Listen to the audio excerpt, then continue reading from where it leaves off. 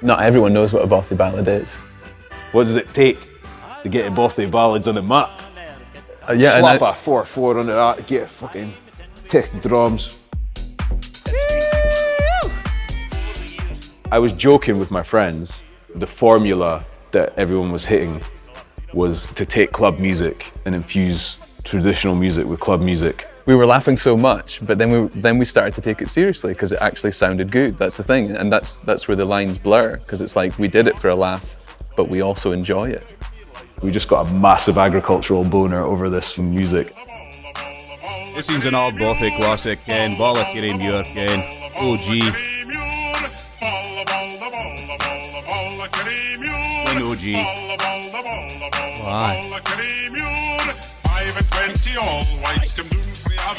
People hitting us up or just leaving comments on it, just being like, oh yeah, this is like, you know, this is the energy from back home that I want. It was really positive. When they reach out, you're suddenly like, fuck, like this has global appeal. Bothy ballads came to be as a means of, what would you say, expression, or as a way of coping with the hard work on the fields in the northeast. When's the first time we heard a Bothy ballad? In the womb? Yeah, a Bothy is a rudimentary dwelling at the edge of agricultural land. This is where the workers would sleep and Typically unmarried young men. and spend time. Singing, commiserating about like how shite it is just working all the time. Your air's getting skilt by the farmer, and then you go straight into the Bothy, mic lined up studio, spit out the bars, spit out the pain, spit out the fucking lyrics. DJ. Yeah, it's cool. Like learning about that stuff and realizing that Aberdeenshire has got a deeper musical history than, say, most other spots in Scotland. Obviously, like the northeast musical culture is something that's ingrained in us, and the bass music culture is something that we both chose to kind of involve ourselves in. Yeah, because we got made to sing them. Because see, when you start out, right, you do it at school, dancing and all that, and it's like, it's embarrassing because you're forced to do it. You're forced to partake in your own culture. When it comes to actually doing it of your own accord, you remember it all because you're like, oh, thanks for that. I mean, having culture literally like beaten into you, the assembly after assembly, at school, it does have an effect. But then as soon as you do something that they don't like with it, they're like, don't know about that, Like, we're not from any of that world, so we don't really have to give a shit. Whereas like anyone in the traditional music scene, they seem really forced to put forward this image of what is like the idealised northeast, the idealised Grampian. Irish dragoons come marching down through Five-Eo, and a captain's fan in love with a very bonny lass, and her name... I think I've established myself as quite a traddy folk singer. So traditionally, Bothy ballads were sung unaccompanied. That was the traditional style. I once had a comment on Facebook saying that piano's a gimmick, you should just be singing that unaccompanied. Well, if someone has an issue with me playing piano, then they've got something else coming if they listen to the boys. I came across the Bothy bass thing on Instagram. I was like, this is hilarious. I got it immediately. You hear them, you go, oh, I knew that because I used to sing it, or my granny used to sing it to me. It's not innovation versus tradition, it's just this carrying stream of we need to move it forward. Like, people will be pissed off. But the thing is in 50 years' time, that's not going to be the target audience. They'll be lang deed and awa.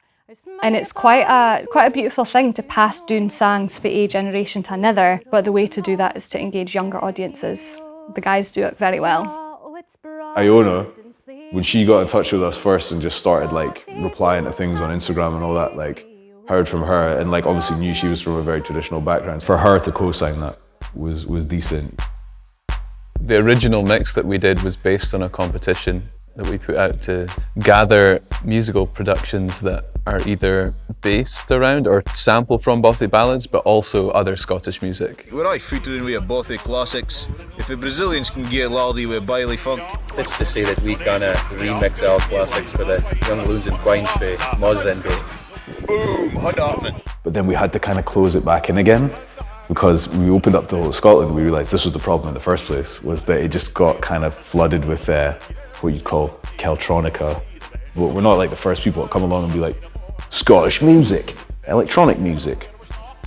That was the joke in the first place, where like it's easy. Like basically we would get overwhelmed by stuff that was like Celtic reinterpretations. We were like, we just want scalped bangers, Gaelic music, you can, Bothy bass, Bothy ballads.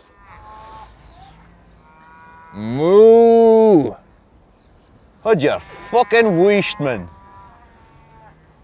Aye, so whenever we're needing folk to send in tunes and that, we're expecting them, they'll give a wee tuck it, all Bothy classics, give them a wee fucking dicht up, get them nice and clean, and then we fucking slap in some tech drums, hoorah bass, muckle compression, get us sounding correct, you can. Right, you ready to get that slap it drums, man? Aye. Ready? Aye.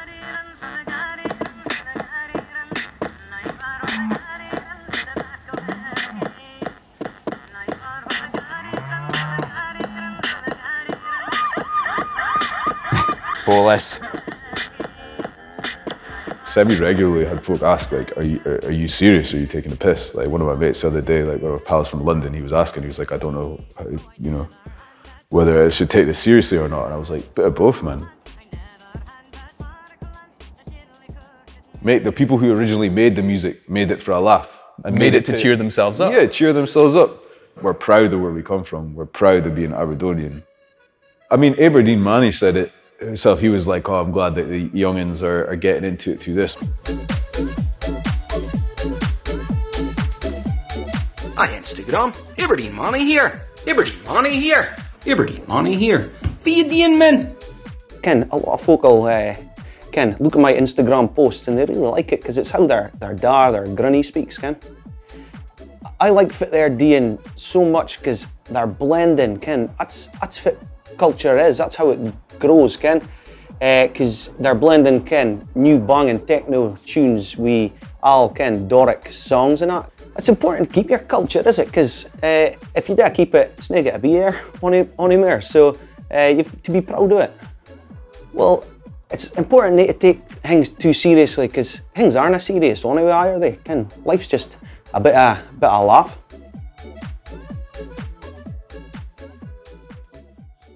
Our perception of the Northeast culture is that it's funny. Like it doesn't take itself too seriously, because anywhere where you're mutually unintelligible to a fellow English-speaking person, yeah, you have to be able to poke fun at yourself. You know, there's a few people here and there that take traditional stuff a bit too seriously to the point that they don't realize that they're the person making this shit uncool by doing so. This might have been like 200 years ago that like folk were mostly chatting about pluing neeps and all that. It's like, yeah, to your average person, that's not a relatable experience. But flash cars and like all that shit is not a relatable experience. Penthouses and you know, fucking popping bottles and that. So yeah, like you could sing about Monaghan and enjoy Monaghan. The fact that we're allowed to enjoy it and do what the fuck we want with it, it's our fucking culture, you know what I mean? So we'll remix in any way we see fit, really. So we can fit.